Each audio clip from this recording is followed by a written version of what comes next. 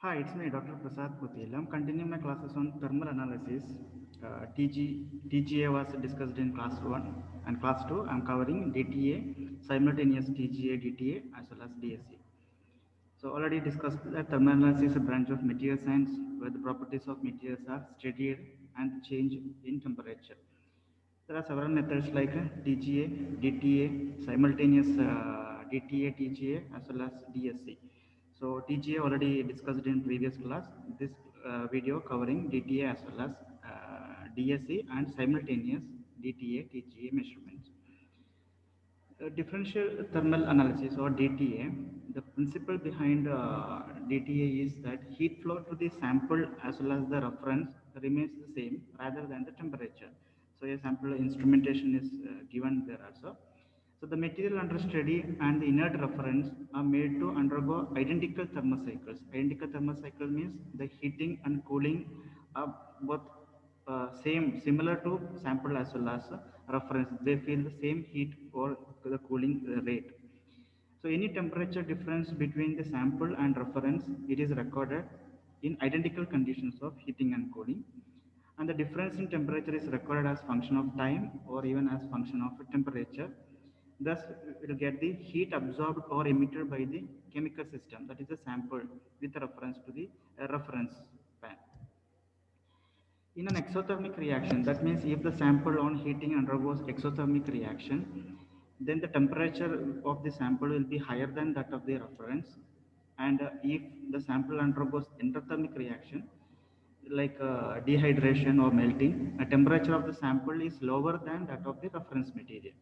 That means in the reference pan, we are not keeping any sample, that is kept as reference as such, or we can use materials like gamma Al2O3, which is a common reference material is used, which will not undergo any change as such. Therefore, whatever the exothermic reaction of the sample or endothermic reaction of the sample can be measured with reference to the reference material which is used.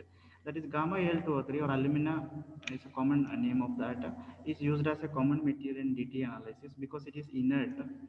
It will not undergo any changes, any physical or chemical transformation between from room temperature to its melting point of 2050 degrees Celsius. That is a very high temperature. Therefore, that can be used for analyzing the sample, which will not undergo melting less than that, 2050 degrees Celsius. As well as alumina, it is readily absorb water, so we will not get any dehydration from the surface during heating. Alumina, that means alumina will not absorb any water, therefore there will not be any dehydration from the surface of during heating, and it is also cheap and readily available. DTA curves, the differential temperature is plotted against time or against the temperature. A typical DTA curve is represented here, and we need to represent in y-axis whether the exothermic is upward direction or downward direction, or whether the endothermic is upward direction or downward direction. So this particular DTA curve in which exothermic is in upward direction, that means any peak which is coming upward, that is exothermic change, physical or chemical changes. Any peak which is observed which is downward, that is endothermic. If it is reverse case, if exothermic is in downward direction, then these peaks will be in reverse case. A typical DTA curve for crystalline polymeric material is represented here. Here the exothermic is upward direction, exothermic is in downward direction. That means the glass transition temperature Tg as well as the melting temperature, they are endothermic in nature, and the crystallization, the formation of a crystal state, that is exothermic. Instrumentation of DTA, the sample schematic representation of a DTA instrument is given here. The DTA instrument consists of sample and reference holder with a thermocouple system. Thermocouple system is used to supply heat or to control the heat supplied. A furnace to supply heat to the sample as well as reference. A furnace programmer to control the supply of heat. Atmosphere control system to maintain suitable atmosphere in the furnace and sample reference holder. We can maintain different atmosphere like a carbon dioxide atmosphere or air as the atmosphere. There is a DC microvolt amplifier and a recording device. In order to measure the temperature difference between the sample and reference material, differential temperature sensor, a typical sensor is used along with the sample and reference holder inside the furnace. The changes which occurs or the phenomena which makes the change in temperature or change in heat, just like physical parameters like adsorption is an exothermic reaction, exothermic change is there. Crystallization is also exothermic, that means heat will be liberated. A change in crystal structure, it may be endothermic or exothermic based on the material. Desorption, it absorbs the heat, that is, it is endothermic.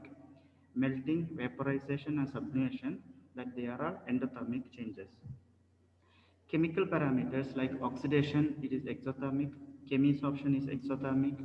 Solid state reactions as well as breakdown reactions are either endothermic or exothermic based on the material. And reduction reaction, that is endothermic in nature.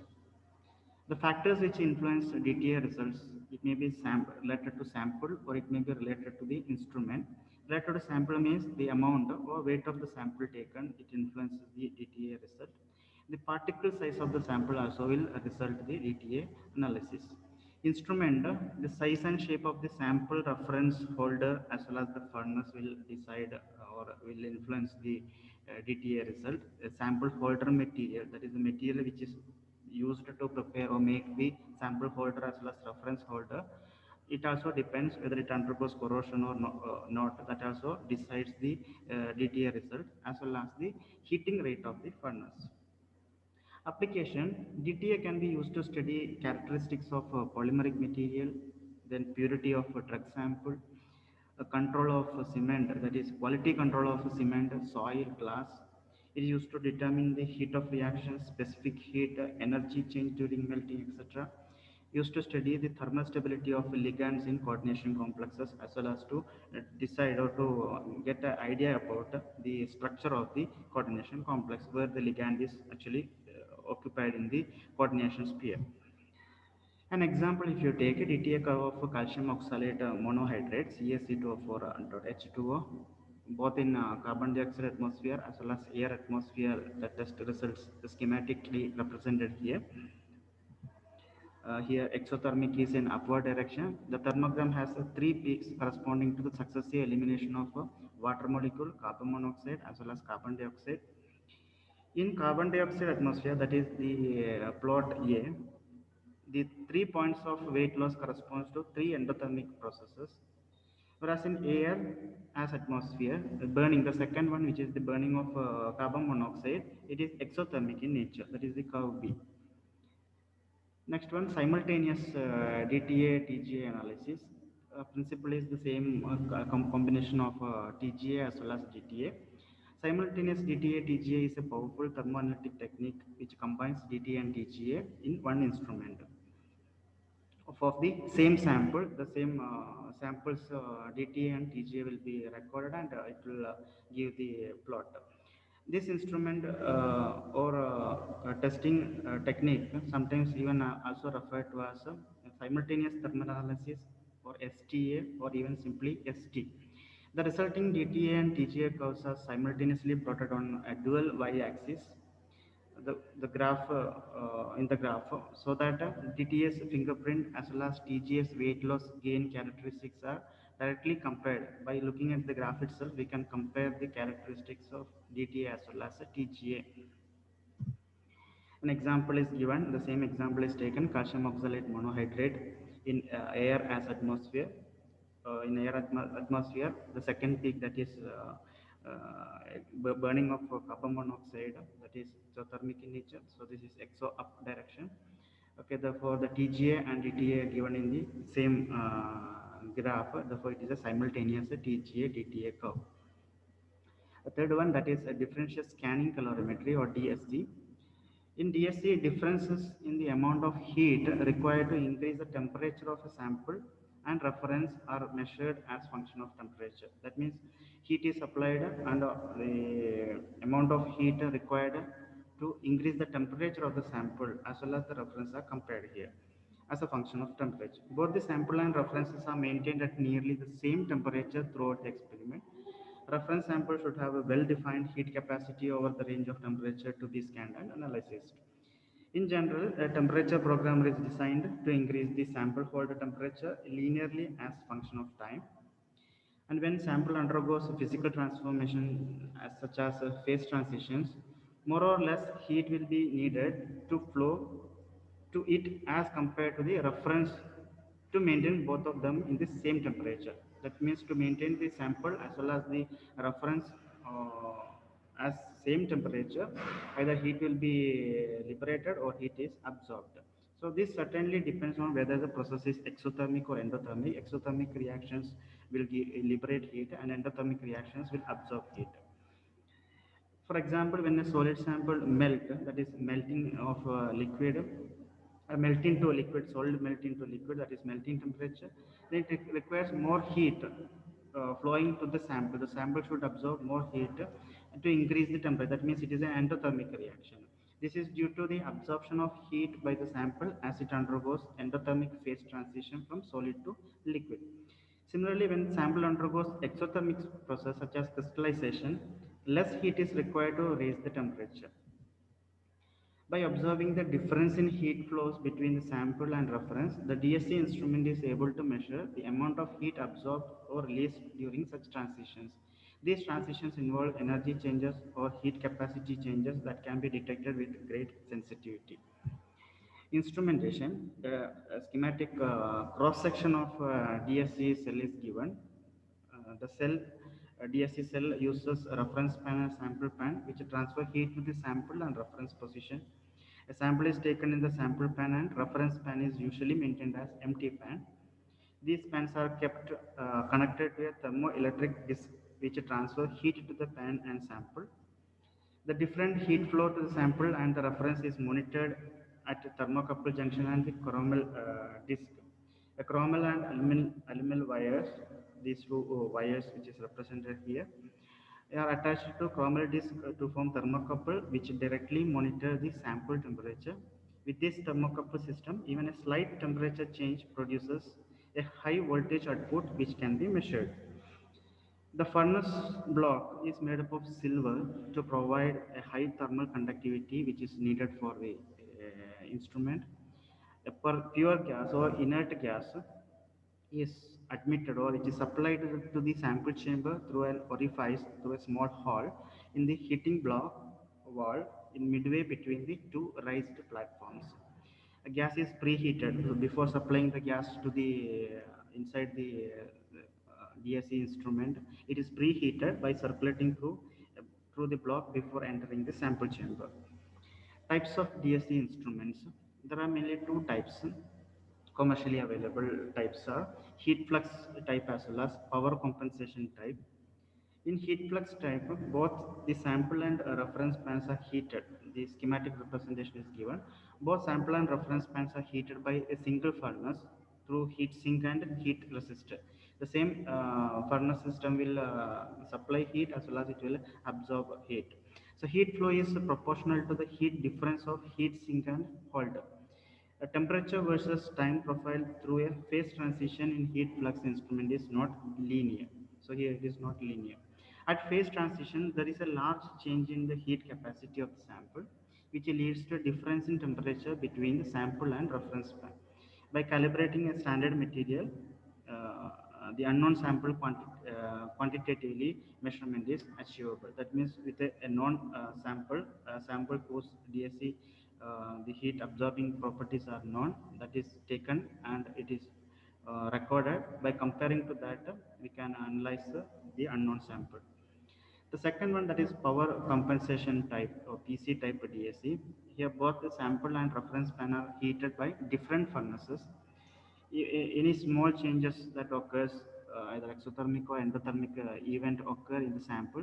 A sensitive platinum resistance thermometer TRT which will detect the changes in the sample and energy supplied or applied to the to remove or to applied to the sample or it is taken or removed from the sample furnace to compensate for the changes in heat flow to or from the sample. In addition, this type of DSC having enhanced modulated temperature DSC, that means step scan is possible, and even fast scan, that is hyper DSC, or even dramatic improvement, or any other further improvements are possible with power compensation type DSC, and they are highly sensitive also. Furthermore, the heating and cooling rate of PC type DSC can be as high as 500 degrees Celsius per minute. Application: DSC can be used to measure the glass transition, that is TG, melting point TM, crystallization TC. Its crystallization time and temperature can also be measured. Heat of melting, heat of crystallization, percentage of crystallinity, oxidative stability, heat capacity, completeness of cure, purities, thermal stability, polymorphism, everything can be analyzed by using DSC. So completeness of cure means polymeric materials undergo curing reactions, that is it undergo cross-linking reaction, that is known as cure. The schematic DSC thermogram, it shows the various stages of heat flow profile plotted versus temperature. Here exothermic is taken in upward direction, so glass transition temperature, melting, they are endothermic, crystallization, cross-linking, they are exothermic, oxidation, and decomposition, it may be endothermic or exothermic based on the material. Therefore, a schematic diagram from which we can take out so many keywords. The phase change, that is a transformation from one physical state of a material to another. TG, or glass transition, that is change from the glassy nature of polymeric material to the rubbery nature of polymeric material. Crystallization, the change from liquid to solid crystallization state, or amorphous state to more crystalline state. Cure, that conversion of monomeric species to long chain molecule. Cross-linking, the generation of bond between monomeric species during a cure. And melt, that is solid to liquid form. A DSC curve of a crystalline polymer compared to an amorphous polymer. DSC is widely used to examine the polymeric material to determine the thermal transitions, and these transitions include glass transition temperature, crystallization temperature, and melting temperature.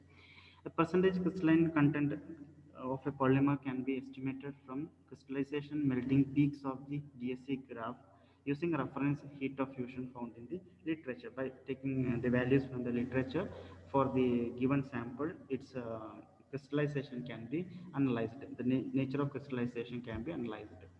A typical DSC thermogram for an amorphous and a semi-crystalline or crystalline polymeric material is shown here. So here exothermic is in upward direction. Glass transition temperature is indicated there. TC crystallization temperature is also indicated, as well as melting temperature. So we can see that for amorphous as well as semi-crystalline or crystalline polymer, the DSC curve is not the same. For amorphous polymer, which is indicated as A, do not exhibit other phase transition other than glass transition temperature. However, the semi-crystalline polymer or crystalline polymer, that is the plot B, undergo crystallization and melting. Above the glass transition temperature, the polymer chains have high mobility. Polymer chains will start moving because it is converted to a rubbery state from hard glassy state to rubbery state conversion is happened. At some temperature above Tg, the chains have enough energy to form ordered arrangements, or it may undergo crystallization. Crystallization is an exothermic process, so heat is released to the surrounding. Less heat is needed to keep the heating rate of the sample pan the same as that of the reference pan. This results in a decrease in the recorded heat flow. A crystallization peak can be used for confirmation of the crystallization of the polymer, as well as measuring the crystallization temperature, as well as to find the latent heat of crystallization. The crystallization temperature is defined as the lowest point in the or the dip. The latent heat or enthalpy of crystallization, it is determined from the area under the curve by measuring the area of that particular plot of TC obtained. And crystallization is an exothermic process, so the heat flow to the sample must be decreased to maintain a constant heating rate. So that's about DTA, DSC, as well as simultaneous DTA and TG analysis. Hope you understood these concepts. Thank you very much for watching my video and have a nice day.